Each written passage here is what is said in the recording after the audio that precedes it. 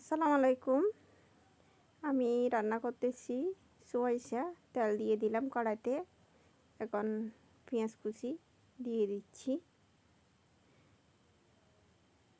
তারপরে টমেটো দিয়ে দিলাম ফ্রোজেন করা 2 টুকরো।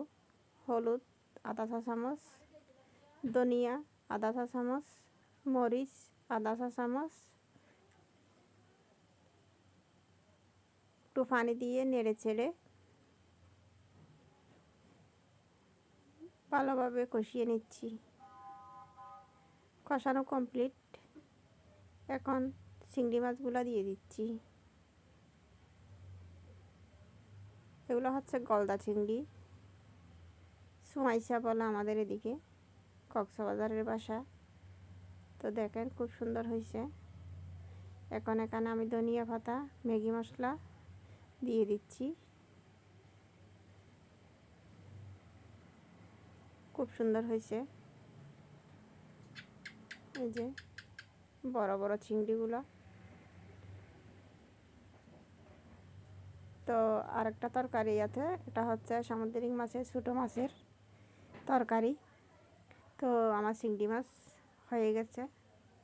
এই যে ফাইনালি অনেক সুন্দর হয়েছে। আর এদিকে মুরগির পা, ট্যাং গিলা যা আছে সব কিছু রান্না করছি কাঁঠাল বিছিয়ে নারকেল দিয়ে।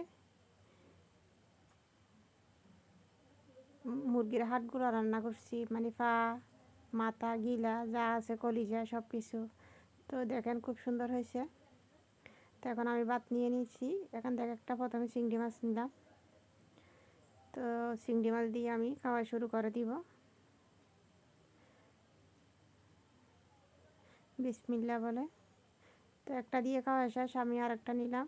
তো এটা দিয়েও খাওয়ার পরে একটু হালকা লেবু দিলাম। এখন আমি ওই যে মুরগির পা, ট্যাং, কাঁঠাল বিচি দিয়ে রান্না করছি ওই তরকারিটা নিতেছি।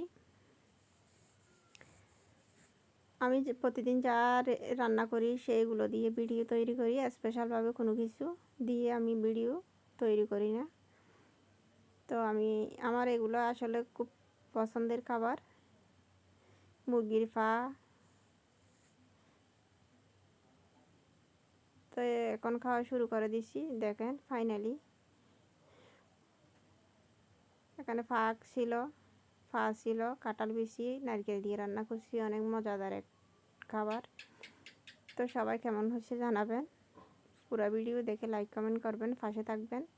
এখানে ফাঁকুনি নিছি একটা। তো দেখেন। তো সবাই ভালো